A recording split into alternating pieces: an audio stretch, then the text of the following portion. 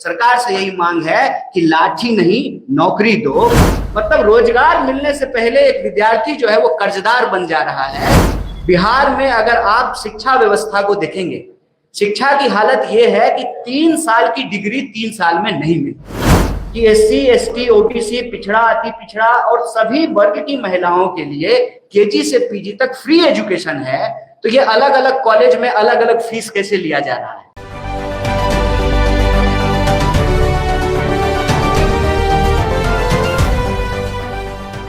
सबसे पहले तो सभी पत्रकार साथियों को, मीडिया बंधुओं को, electronic media, digital media, print media के सभी साथियों का बहुत बहुत स्वागत। और हमारे साथी रंजीत पंडित जी ने, साथी त्रिलोकी मांझी जी ने, मनीष पासवान जी ने और साथी भाग्य भारती जी ने आपके समक्ष में 5 प्रमुख बिंदु को रखा है। पहला बिंदु ये है कि कांग्रेस पार्टी आगामी 15 तारीख से पूरे बिहार में न्याय संवाद की श्रृंखला शुरू करनी जा रही है। और यह जो न्याय संवाद की श्रृंखला है, इसमें हमारा सबसे पहला विषय जो है वो शिक्षा का सवाल है। इसी तरह से नौकरी का सवाल, भागीदारी का सवाल और समाज के जो अलग अलग सेक्शन के लोग हैं उनके बीच में कांग्रेस पार्टी जाएगी, उनके साथ संवाद करेगी, उनके दुख तकलीफ को सुनेगी और उसी के आधार पर हम न्याय पत्र तैयार करेंगे। और उस न्याय पत्र के आधार पर आने वाले दिनों में चाहे चुनाव हो, हमारी सरकार बने या किसी और की भी सरकार बने, उन न्याय को लागू करने के लिए कांग्रेस पार्टी प्रतिबद्ध है। इसी सोच के साथ, इसी संकल्प के साथ आगामी 15 तारीख को नेता प्रतिपक्ष श्री राहुल गांधी जी बिहार आ रहे हैं। दरभंगा में वो छात्रों से संवाद करेंगे और जब वो दरभंगा में छात्रों से संवाद कर रहे होंगे, ठीक उसी वक्त बिहार के अलग अलग जगहों पर 60 से ज्यादा जगहों पर कांग्रेस पार्टी के देश स्तर के नेता बिहार आ रहे हैं, जिसमें हम विभिन्न हॉस्टलों में जाएंगे।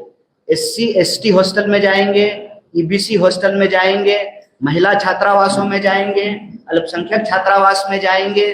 साथ ही साथ जहां पर हॉस्टल नहीं है वहां पर टाउन हॉल के अंदर विद्यार्थियों को इकट्ठा करके बिहार के अंदर जो शिक्षा की हालत है उस पर चर्चा करेंगे, संवाद करेंगे। और उसी कड़ी में यह प्रेस वार्ता की गई है और इस प्रेस वार्ता के माध्यम से 5 प्रमुख विषय को हमारे ये मौजूद साथियों ने उठाया है। पहला विषय ये है कि लगातार मांग के बाद जो मौजूदा एनडीए की सरकार है वह इस बात के लिए स्वीकार की कि आगामी समय में जाति जनगणना की जाएगी। सवाल यह है कि जाति जनगणना की मांग हम लोग क्यों कर रहे हैं? सामाजिक न्याय की धरती है बिहार। जाति जनगणना की मांग हम इसलिए कर रहे हैं कि कई दशकों तक सामाजिक न्याय की नीतियों को लागू करने के बावजूद, आरक्षण की नीति को लागू करने के बावजूद आज भी आंकड़े ये कहते हैं कि समाज के अंतिम पायदान का जो व्यक्ति है आज भी उसको न्याय नहीं प्राप्त हो रहा है, जिसके बारे में डिटेल से इन साथियों ने आपके बीच में अपनी बात रखी। तो जो जाति जनगणना है, उस जाति जनगणना का अगला कदम यह है कि यह जो 50% की सीमा है, इस सीमा को समाप्त कर दिया जाए। और ये हम संविधान के तहत कह रहे हैं। संविधान के अनुच्छेद 15(5) में यह प्रावधान किया गया है कि निजी क्षेत्रों में भी भागीदारी और आरक्षण को सुनिश्चित किया जाए। तो पहला मांग ये है कि जाति जनगणना हो और जाति जनगणना वैज्ञानिक तरीके से हो, लिपापोती नहीं हो, और सही आंकड़ों के आधार पर 50% की सीमा को समाप्त किया जाए और निजी क्षेत्रों में भी आरक्षण को, भागीदारी को सुनिश्चित किया जाए। दूसरा सवाल यह है कि बिहार में अगर आप शिक्षा व्यवस्था को देखेंगे, शिक्षा की हालत यह है कि 3 साल की डिग्री 3 साल में नहीं मिलती है। प्रश्न यह है कि जब पूरे देश में 3 साल की डिग्री 3 साल में मिलती है, तो बिहार में 3 साल की डिग्री 5 साल और 7 साल में क्यों मिलता है? वो बिहार जहां पर नालंदा विश्वविद्यालय रहा, वो बिहार जहां पर विक्रमशिला विश्वविद्यालय रहा, वो बिहार जहां पर आजादी से पहले पटना विश्वविद्यालय की स्थापना हुई, जिसको ज्ञान और मोक्ष की भूमि कही जाती है, आप बिहार में किसी भी धर्म का इतिहास उठा करके देख लीजिए, उसका इतिहास बिहार से जुड़ा हुआ है। देश का इतिहास बिहार के इतिहास के बिना पूरा नहीं होता है। उसी तरह से बिहार की प्रगति के बिना देश की प्रगति संभव नहीं है। ऐसे में बिहार की प्रगति के लिए, देश की प्रगति के लिए यहाँ की शिक्षा व्यवस्था को बेहतर करना जरूरी है। 3 साल की डिग्री 3 साल में मिले, ये एक बात है। इसके तहत जो मुख्य सवाल ये हैं कि जहां शिक्षक नहीं है वहां शिक्षक हो, इंफ्रास्ट्रक्चर को बेहतर किया जाए। केजी से पीजी तक सरकार का फैसला है कि एससी, एसटी, ओबीसी, पिछड़ा, अति पिछड़ा और सभी वर्ग की महिलाओं के लिए केजी से पीजी तक फ्री एजुकेशन है। तो ये अलग अलग कॉलेज में अलग अलग फीस कैसे लिया जा रहा है, अलग अलग यूनिवर्सिटी में अलग अलग फीस कैसे लिया जा रहा है, अलग अलग कोर्स के नाम पे अलग अलग फीस कैसे लिया जा रहा है। आप बीएड का फीस उठा करके देख लीजिए, आप बीबीए का फीस उठा करके देख लीजिए, आप मास कॉम का फीस उठा करके देख लीजिए।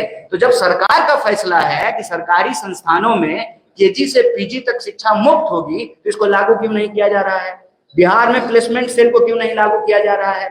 बार बार क्यों पेपर लीक हो रहा है? रोजगार का जो सवाल है, 4 लाख 4.5 लाख से ज्यादा पोस्ट खाली है, उन पोस्ट को क्यों नहीं भरा जा रहा है? और कोई परीक्षा, चाहे बीपीएससी की हो, टियर 3 की परीक्षा हो, किसी भी डिपार्टमेंट की परीक्षा हो, उनको जो है नौकरी नहीं मिल रही है और रोजगार देने के बजाय बिहार सरकार लोगों को कर्जदार बना रही है। आप ये देखिए कि 2000 करोड़ से ज्यादा रुपया जो है बिहार के विद्यार्थियों के ऊपर कर्ज है। नौकरी मिलने से पहले, मतलब रोजगार मिलने से पहले एक विद्यार्थी जो है वो कर्जदार बन जा रहा है। तो सरकार से हमारी यही मांग है कि साहब, यह जो डबल इंजन की सरकार है, यह डबल इंजन जो है ना पूरा गुजरात की तरफ घुमा हुआ है। रोजगारों उधरे जा रहा है, नौकरियों उधरे जाएगा, बुलेट ट्रेन भी वहीं बनेगा, सारा डेवलपमेंट वहीं होगा। तो ये डबल इंजन जो है वो बिहार की तरफ क्यों नहीं घूम रहा है, जो रोजगार लेकर के आए? सरकार से यही मांग है कि लाठी नहीं नौकरी दो। और एक बहुत महत्वपूर्ण विषय जो यहाँ साथी ने उठाया कि एससी एसटी सब प्लान का पैसा आप किसी दूसरे चीज पे कैसे खर्च कर सकते हैं? आप जब भी सरकार के किसी नुमाइंदे से पूछेंगे कि यह जो मौजूदा डबल इंजन की सरकार है इसने क्या किया है, तो मुंह छूटते ही सबसे पहले वो कहेंगे हमने पुल बनाया, हमने सड़कें बनाई हैं। आप पुल बनाए हैं, सड़कें बनाए हैं, हालांकि ये अलग बात है कि यहाँ पे जो है पुल चोरी भी हो जा रहा है। जहां नदी नहीं है वहां भी खेत में पुल बन जा रहा है। सवाल ये है कि आप एससी एसटी सब प्लान का पैसा दूसरे मद में, दूसरे हेड में कैसे खर्च कर सकते हैं? ये सीधे तौर पर यह दलित विरोधी कार्रवाई है। तो यह 5 विषय को लेकर के, एक भागीदारी के सवाल को लेकर के, नौकरी के सवाल को लेकर के, शिक्षा के सवाल को लेकर के कांग्रेस पार्टी बिहार के हर जगह जाकर के हर वर्ग के विद्यार्थियों से बात करेगी, चाहे बिहार के गरीब हो, दलित हो, पिछड़े हो, आदिवासी हो, अति पिछड़े हो, महिला हो, किसान हो, मजदूर हो, हर वर्ग के विद्यार्थियों से, नौजवानों से हम बात करेंगे। और हमारा संकल्प ये है कि बिहार की शक्ति से ही देश की प्रगति होगी। और इसीलिए यह न्याय संवाद की श्रृंखला आगामी 15 तारीख से शुरू हो रही है, जो लगातार चलेगी। और 15 तारीख को नेता प्रतिपक्ष दरभंगा में छात्रों से संवाद करेंगे और उसी वक्त बिहार के अलग अलग जगहों में, 60 से ज्यादा जगहों में कांग्रेस पार्टी का कोई ना कोई नेता या कार्यकर्ता छात्रों की आवाज को सुनेगा और उनके संघर्ष में हम कंधे से कंधे मिला करके चलेंगे। इसी महत्वपूर्ण सूचना के लिए यह महत्वपूर्ण प्रेस वार्ता बुलाई गई। आप तमाम मीडिया के साथी यहाँ उपस्थित हुए, इसके लिए हम पार्टी की तरफ से आपका बहुत बहुत धन्यवाद करते हैं। भारतीय राष्ट्रीय कांग्रेस यह उम्मीद करता है कि बिहार को बदलने की जो हमारी कोशिश है, इस कोशिश में मीडिया बंधु भी हमारा साथ देंगे। आपके अगर कुछ प्रश्न हैं इस विषय से जुड़े हुए तो आप पूछेंगे, हम यथासंभव उसका आंसर देने की कोशिश करेंगे। बहुत बहुत धन्यवाद।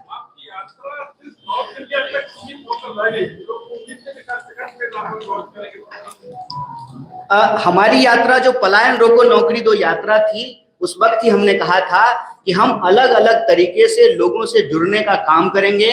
वह जो यात्रा शुरू हुई है उसी का अगला पड़ाव ये है कि अब हम पद यात्रा करने की बजाय अलग अलग जिलों में, अलग अलग हॉस्टलों में, अलग अलग ब्लॉकों में जाएंगे और वही शिक्षा, नौकरी और भागीदारी के सवाल पर लोगों से संवाद करेंगे, तो यह जो सतत संघर्ष है उसी का अगला पड़ाव है।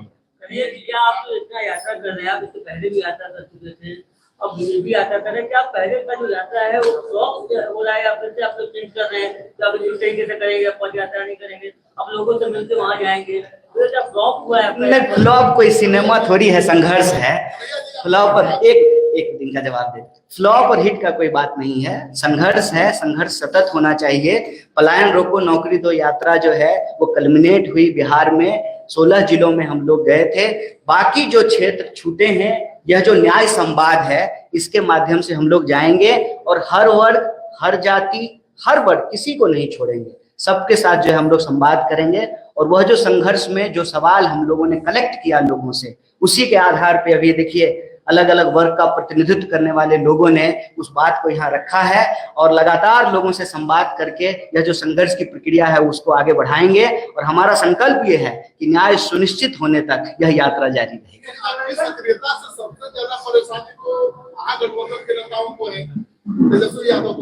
नहीं, किसी को कोई दिक्कत नहीं है, ये हम सबका सामूहिक प्रयास है।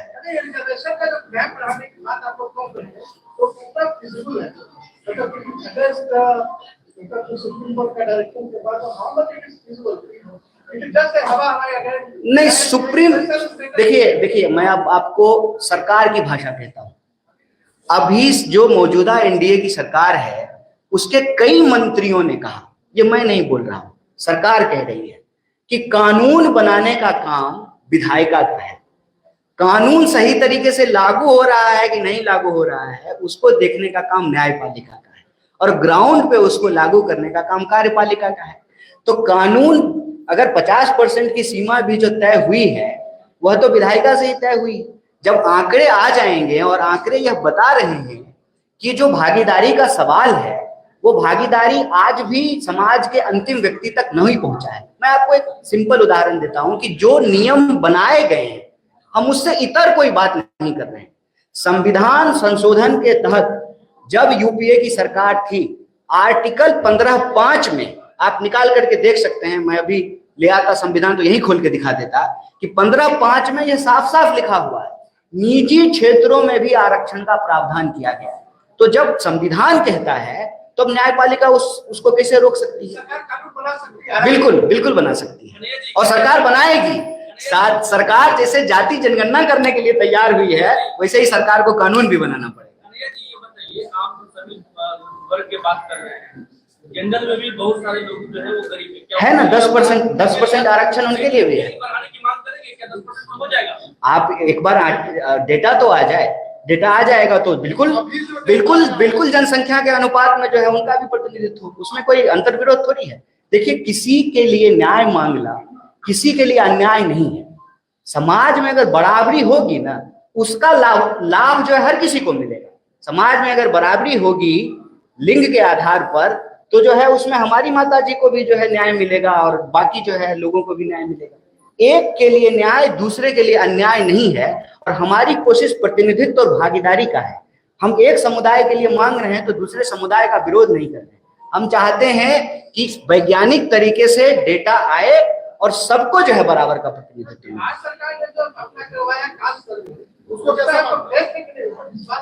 देखिए, जो भी प्रयास हो रहे हैं सबके लिए, सबको जो है हर कदम जो है वो मंजिल की ओर इम्पोर्टेंट है, चाहे वो कदम छोटा हो या बड़ा हो। वैज्ञानिक तरीके से करने का मतलब ये है कि जो तेलंगाना मॉडल है उसमें खास बात ये है कि उसका जब क्वेश्चनायर आप देखेंगे तो उसमें हर तरह का सवाल पूछा गया है कि आपके पास पक्का मकान है कि नहीं है, 2 व्हीलर है कि 4 व्हीलर है, टोटल आमदनी कितनी है। तो वो एक तरीके से डिटेल सोशल और इकोनॉमिक सर्वे है।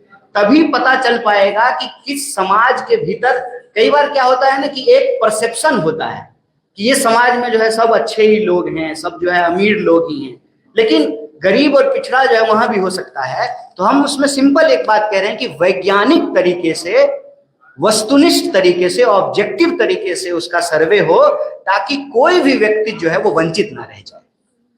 सर, लैंड रिफॉर्म की बात होगा क्या? अच्छा, वो अभी बात का विषय है। और कोई प्रश्न नहीं है जी? रोजगार की बात करने के लिए मांग करने के लिए जाता है तो लाठीचार्ज हो रही है, इस पे आप क्या कहना है? देखिए, मेरा तो यही अपील है बिहार के नौजवानों से कि जिस सरकार को वोट दे करके आप कुर्सी पे बिठाते हैं, वो सरकार कुर्सी पे बैठ करके आपके ऊपर डंडा मारने का आदेश देती है, तो लाठी का बदला वोट से लीजिए। लाठी का चोट जो आपके ऊपर लगा है उसका बदला आप वोट से लीजिए। इसीलिए यहाँ पे हमने स्पष्ट तरीके से हमारे साथी ने कहा कि हम रोजगार मांग रहे हैं, हमको कर्जदार मत बनाइए, और हम आपसे नौकरी मांग रहे हैं तो आप हमको लाठी मत दीजिए, लाठी नहीं नौकरी। इसका कोई जो है अभी कल्मिनेशन डेट फिक्स नहीं है। ये संवाद की यात्रा अभी चलेगी। ये न्याय संवाद की श्रृंखला है जिसके तहत अभी हम शिक्षा न्याय संवाद शुरू किए हैं। इसी तरह से अलग अलग विषयों पे जो है यह न्याय संवाद का कार्यक्रम चलता है।